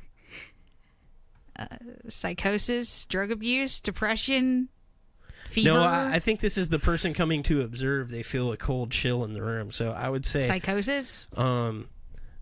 Bad air conditioning, mass hysteria, a breeze, unnatural bodily postures, and change in the person's face and or body. Once again, what do they mean by that? Unnatural bodily I mean, that could be like spina bifida. Sounds like psychosis. What's that movie we were talking about where the sisters like... Oh, okay. What was that? And it's like the scariest thing ever. That always scares me when they do that in movies. I hate that. Yeah, she's not like possessed or anything. She's got like MS or something. It's horrible. Thyroid problems. That's an interesting. But I would say psychosis for that one. Epilepsy. What for unnatural stroke? That's a good one. For the change in face. Yeah. Oh yeah, stroke. Yeah, that would be a good one. Just some kind of like mood disorder too. Possessed, losing control of their normal personality and entering into a frenzy of rage and or attacking others. Psychosis, epilepsy, migraines. Change in the person's voice. Well, I get that when I've been throwing up a lot. Mm-hmm. Which is part of... thyroid disorder can cause change of voice. Supernatural strength, not subject to the person's build or age. Hysterical strength, adrenaline, psychosis. Speaking or understanding another language which they've never learned before. I don't think that's a thing. Actually, so some people have been brain damaged and they suddenly know how to play the piano. Yeah, some people get brain damaged and talk in an accent, random foreign accents. So, Beelzebub. Yeah. Why were you telling me to look up there? What am I looking for? Oh, no, I was just having you scroll. Oh, okay. Well, I figured you were following along. Yeah, so what is that when you get, like, brain damage and all of a sudden, like, you can, now I'm a woman? I don't know what the term for it, but I know it can cause you to be a savant. I can suddenly play piano. I can suddenly do this. So could that make you be able to speak a language that you've owned, like... I understand you have to have some exposure. You're not going to know something that you don't have previous knowledge to. But, like, I watch a lot of anime now. I haven't picked up Korean. Yeah, so, okay, wait. So if I watch a lot of anime and I get brain damage and I wake up able to speak Japanese. Right, that could happen. Or because I live in Texas. I got brain damage. I woke up able to speak Spanish. Right. These are things I could see potentially happen. But I woke up able to speak Latin, Russian... Hold on. Latin... We learn it's about the root language for everything. It's the root language for everything. We have exposure to it through like movies and books and things like that. Like I don't think people realize how. And Latin's always the go-to one, right? Because it's the scary one that Ash does with the Necronomicon. It's the one where you use to. I don't think people realize how exposed to Latin that they actually are. Like I know some Latin just from knowing like the words to the last rites. Shit, I learned some Latin from Teen Wolf. Right. Knowledge of things that are distant or hidden. Some people wake up from comas with a new language. I would say the knowledge of the hidden thing, like if it's personal information about somebody, I think they're guessing and having it confirmed. Shit, people can cold read a room without any problem, so I think that's the exact same mechanism that's going on there. You think it's voluntary? You think like they're doing it on purpose? I would think convince the priest? I would think there's some people doing it on purpose and some people that don't know they're doing it. You think you can cold read by accident? Yeah. I think there's some people that are very intuitive, and if they've convinced themselves they're possessed, if they really have convinced themselves that would also account for cases of people that think they're psychic. Yeah. And genuinely like think it, like they're not doing it just for attention or anything like that. They can just cold read. Yeah, I have a more faith, I guess, in people because I assume that most people that think they're psychic actually think they're psychic. Yeah. They're not just taking people for money. Levitation and moving objects or things with their mind. I don't think that's a thing that happens. I don't either. I think that's a misreading of... Yeah, but I've seen the movie Phenomenon, so... Expelling of objects. I'm not... So, is this really like throw up paper clips and shit? I'm thinking they throw up like religious artifacts or something. I'm thinking they had pica or whatever and they ate it.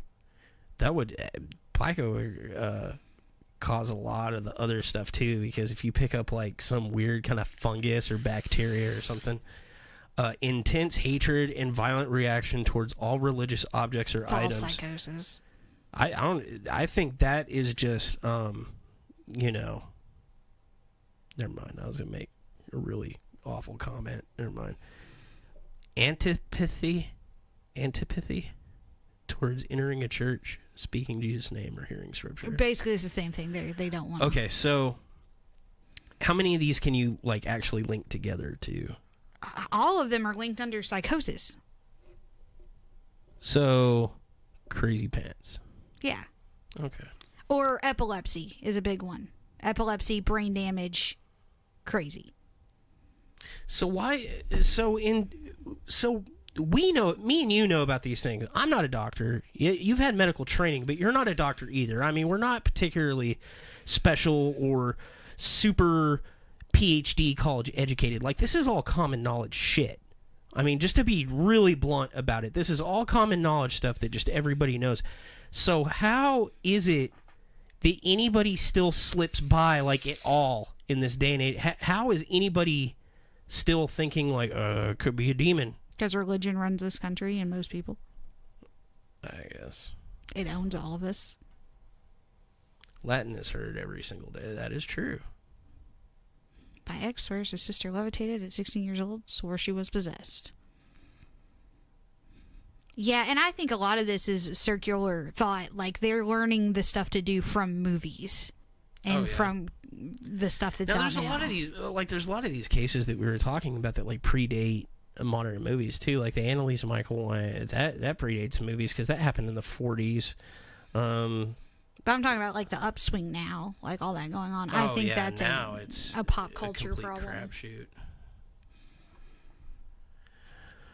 Okay, well, I don't know. Any final thoughts about demons, exorcisms, They're anything not a like thing. that? None of these are a thing. Not a thing. Like, what do you Not think? even remotely. Well, what do you think about my thoughts about demons just being like misclassified? Like there's things that I don't necessarily think anything possesses your body. I don't think possession's at all a thing, but I think if we're going with demon as the whole idea of what I think would be ghosts, because I don't think any humans become ghosts. Yeah. Then I guess someone would consider that everything that I think is ghost would be demon.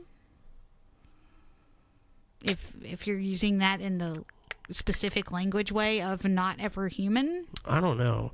I would be really interested Phrasing this all like a question. in hearing from the viewers / listeners if there are any specific cases that are convincing to them. Because I'd like to go at it both ways, because I always like to try to go at it two different angles. So if anybody knows of a specific case or whatever that's really convincing to you, right? Mention, like, email or put it in the comments or whatever, because I want to look up that case and poke holes in it and see how I feel about it. But I also want to go the other way about it, where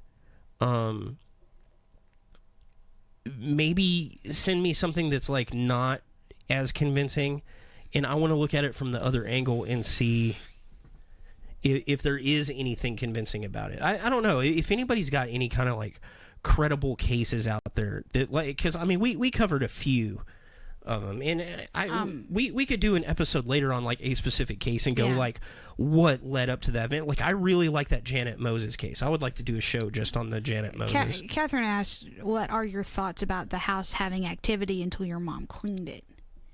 And I really think it's because we believe so strongly in it at the time. Yeah, placebo thing. Like, it came in, like, so you have this mass hysteria. Like, if everybody believes that it's spiritual, and then somebody comes in and does a cleaning, like, there's enough ease into that everybody's like, oh, okay, good, we're all good now, and everybody just kind of lets it go. And if that placebo effect had been a time thing, we moved out just a few months after all this went down. So yeah. But I definitely think I'm not immune to mass hysteria. Yeah, even all. knowing what we know we're not immune to it, because we have caused our like one of our really early Antioch videos. Mm-hmm. Where we're sitting there like looking towards the back, and we're like, I can see something. Oh, I can see it too. I can see a shape, and there's nothing back there. There's nothing back there at all, moving around or otherwise. And what's funny is as much as my sister is kind of prone to that sort of thing, one of the video where me and you were doing that, she's in the back going, what the fuck are you talking about? Like, she's like, I don't see anything, guys. Catherine says, okay, but stuff stops opening and turning around on its own because you believed in it. Yeah, pretty much. That's pretty much the school of thought. I mean, think about all the medications that work. I mean, not medications, but placebos people are given. No, I think works and cures I it. think she's talking about the physical stuff that happened at your apartment, though. But see, that stuff never. They just moved out. Well, no, I don't remember any of that stuff going down after my mom cleansed the house. So here's the question on that: how much of that is my memory being flawed?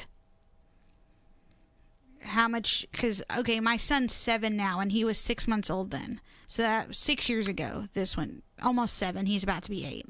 How much of this is my memory being flawed, or that I stopped noticing stuff? And you know what? A long time ago, I would have argued against that sort of thing. Like, no, I remember how that happened, right? But if you remember that, the last Kyle video we did, and I went through all those investigations. We all remembered something different. We all remembered things in different orders. I remembered things happening that never happened. Like, and I didn't remember things that had totally happened. Yeah. Like, there were things that happened that we debunked at the time, but we were swearing later. We were like, oh, no, this happened. But we had completely forgot about the 10 minutes later where we're like, oh, no, it's just this thing over here.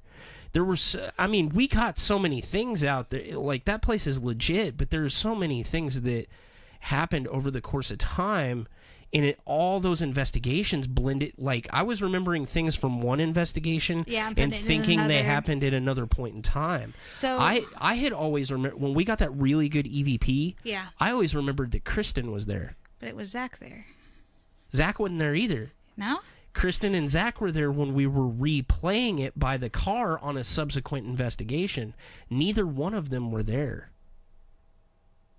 I'm not sure I believe that. See, the memory's really super fun. That's why when we were going through the book, I went through every single thing in order, and it was hell because I was like, no, that didn't happen that way. That didn't happen that way. So, either you're saying that belief or prayer for the cleansing work, or, of course, memory issues are super... I would have to side on memory issues. I wonder if I didn't believe so strongly in the cleansing thing that I was willing to overlook things that had happened before that kept happening and after. assign a rational explanation after, when before I was completely willing to assign what would have been to me a religious one. So I have a few. You want to hear a couple of my? Here's a few possibilities. The memory issue. Okay, so and multiple of these could be at work at the same time. Here's the deal: you were starting to have sleep paralysis at that time for the first time in your adult life. Anyway, first time ever. Some of those things that you think that you're remembering has happened, those could have actually been dreams that you remembered later. Yeah. You know, Caitlin may have never ended up out on that balcony. That might have been a nightmare you had, and it was just really real to you. And that one's so very possible that someone left the door unlocked.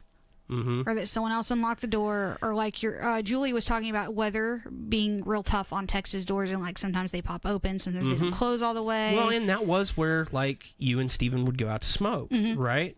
And so what if you thought you locked it, but you didn't have the door closed all the way? Or Steven got up early and smoked and then forgot he smoked. Like a lot of the personal accounts we hear on these cases, like, well, I always do this, so I know... Well, sometimes you forget. I know I had that door locked. I know I always close this door. I always put my keys in this exact same spot, and then they came up... Well, okay, so, here's the deal. I always do the same things every day, too. But sometimes I lose my stuff. So the attic door thing... I wonder if, okay, so let's use this as an example. If before the cleansing I was going to say, oh, that was a ghost. Then let's say after the cleansing I saw that, I was going to say, oh, the repairman must have been here. Right. Oh, someone that works for the apartment complex must have been here. I have some thoughts about that. So I brought up the one where maybe a neighbor is going in, screwing with your stuff or whatever, and it just so happens that around the same time your mom does a cleansing, they stop. Or they had moved or something like that, right? That could be a thing. There could have been a hobo living up in the attic. Do you really think the landlord's going to tell you guys if they catch him and get rid of him? No. Right? No, they're just not going to mention that's horrifying. The other thing is, where was the air handler for the air conditioner in relationship to that for your apartment? The air conditioning thing where you would put like the filter and all that? Other end of the hallway? But it was in the same hallway? So the ducts would have run up that way. So what I've noticed in a lot of these like older, not well built places, when that air handler kicks in, vibrates a lot, and it also causes suction if there's leaks up in the top. Like when it makes a door slam shut. Right. So there could have been vibration or suction that actually physically moved it every so often, like when it kicked on suddenly or something like that. And then talking about the stuff with the kids, Andrew was 6 months old. Was that around the time the earthquakes in Cleburne started? Oh, yeah. They were, not when they'd started, but they had gotten really bad at that point. Right. Because I remember waking up from a dead sleep in that apartment and the mirror on the wall was just vibrating from one of those earthquakes. So that actually explains a whole lot of stuff. That could explain the door popping open. That could explain the sound of people going up and down the stairs. That could explain the thing going on. What the X factor and all that is that stupid DVD case. Yeah, and I was going to say, Andrew starting to scream at the closet at 6 months old, that's around about the time babies come online for that sort of thing. Oh, also, and yeah, if there's things waking you up in the night, like from the mirror rattling. I mean, I knew when the earthquakes had. We always got a report when the earthquakes happened. Yeah, but you might have got used to them and like you were sleeping through them. at that point. But I we're waking always him slept up. through them. But I'm just saying that's when babies come online to become afraid. Yeah, there of could be a things. car door slamming outside that nobody else is really And Caitlin's always been prone to fanciful thought. right. So There's a lot of multiple things that could be going on in that particular case, and unless you had a time machine where you could go back and watch it as a third party. it's also completely possible that we had a ghost and my mom cleansed the house. I don't believe in that, but could be. Yeah, there's not enough evidence to rule it out either. But that is a good case of people are like, well, what do I do if I think this thing is going on? The best thing you can do is set up a camera, like a security, like. Because all I had at the time was a digital recorder. Like, what would you have gave to have a camera going just 24 hours Oh, yeah. at those particular? Oh my God, I would love to have had a camera pointed at the the freaking DVD case, yeah. We wish we'd had one. We just didn't have the sort of money for that thing. Right, I know. Like, I've got the extra camera system here. Like, I kind of wish stuff was going on at the house, because then I could have like a camera system running 24. Because we go into a place for like 8-9 hours, and they're like, oh, this door pops open sometimes, and we never catch it or whatever. But if we left our equipment there for like 3 or 4 days, or eventually, Yeah. you can maybe catch. Like, you can do that sort of thing at home. So if you can find like a cheap security camera kit or whatever, set it up and then like see what happens, and then record and just have it go on the loop or whatever. But yeah, like I would love to. That would have been a great one to investigate. But anything else? No, I think demonic possession is all like 100% power belief sort of thing. I mean, until proven other, like, I don't rule anything out either. I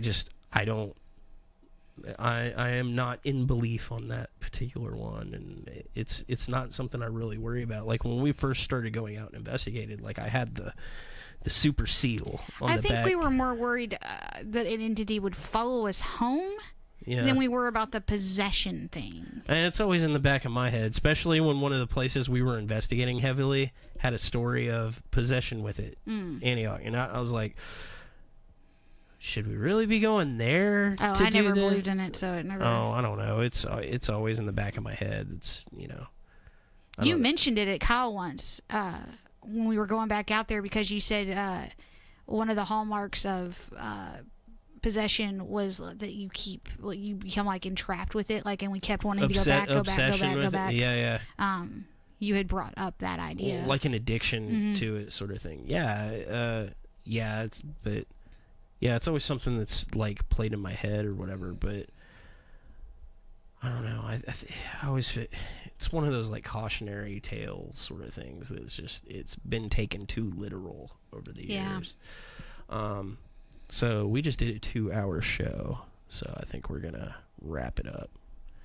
All right, guys. So thanks everybody for tuning in and listening to us ramble about our thoughts on demonic possession. Like I said, if you guys have any specific cases or whatever that you'd like us to discuss, or maybe like a topic for debate or something like that. I'm also going to talk to Steven and Allie about that thing that happened in my apartment and see if they had any different experiences than I did with the whole stuff going on afterwards, because now that I'm thinking about it, I'm curious what Steven thinks. Yeah. So if he even remembers it that way, he might be like, that never happened. Yeah, maybe. That would be really disappointing, because we wrote about that in the book. Well, I mean, me and Allie remember it, so... Yeah.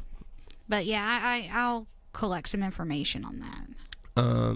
So, and if you guys have any ideas for any future topics, like, I've got a lot of topics lined up, but we really want to do stuff that you guys want to hear us talk about. Like, it's more fun when it's something you guys are engaged in. But if y'all haven't checked it out yet, I know Kat left a really good review on Amazon for our Thank you. pilot episode. And I saw a couple other really good reviews on there, and we're getting quite a few streams. So if you guys haven't checked out our pilot episode on Amazon yet, you guys should do that. Just keyword NT Paranormal. And as always, we got a book out. Check that out. And we'll be back here. We changed our schedule to Fridays for the NT Paranormal podcast. And we should have some updates on a new investigation coming up pretty soon. And I'm currently working on going through the evidence for the old jail museum. So we got some cool things on the burner cooking. So hopefully we'll see you guys back soon. Everybody have a good holiday. Holy crap. Yeah, Christmas is like in Merry 4 Christmas. days. Happy New Year. Yeah, in Hanukkah, if you're in the middle of that. No one cares about Hanukkah. Happy Hanukkah. We care. All right, guys. Everybody have a great holiday. Be sure to like and comment and all that good stuff. I have no idea how this works. What am I doing? Oh, okay. Closing bumper.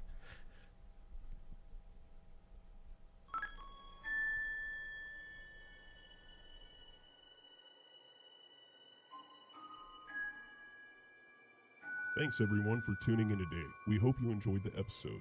If you did and you would like to know more about NT Paranormal and our research, please visit us at www.ntparanormal.com or our Facebook page at facebook.com/ntparanormal. You can also check out our book, After Dark Paranormal Investigations, True Cases of the NT Paranormal Team on Amazon.com, or find our articles in Paranormal Hauntings Magazine. Before we go, we would also like to thank our supporters at Paranormal Hauntings Magazine, Paranormal Investigations Equipment, PIE, Ghost House Paranormal, the Granbury Paranormal Expo, and the Tyler Paranormal Conference. Until next time, everyone stay safe out there and stay open-minded.